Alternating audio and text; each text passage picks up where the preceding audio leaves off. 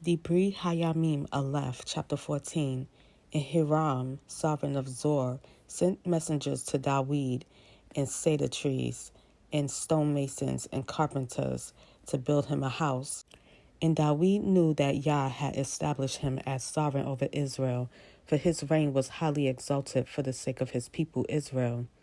And Dawid took more wives in Yerushalayim, and Dawid brought forth more sons and daughters.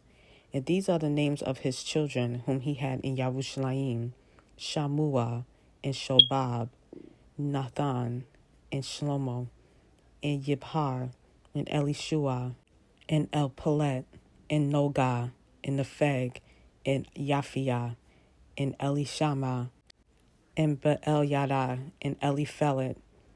And when the Philistines heard that Dawid had been appointed sovereign over all Israel, all the Philistines went up to seek Dawid, and Dawid heard what went out against them.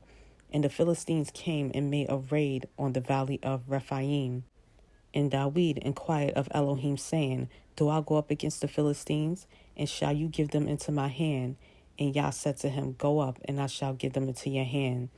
And they went up to Baal Perazim, and Dawid struck them there. Then Dawid said, Elohim has broken through my enemies by my hand, like a breakthrough of water.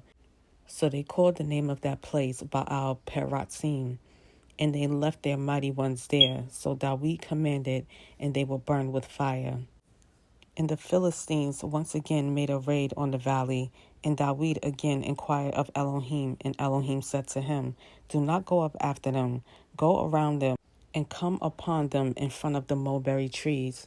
And it shall be, when you hear a sound of stepping in the tops of the mulberry trees, then go out to battle, for Elohim shall go out before you to strike the camp of the Philistines.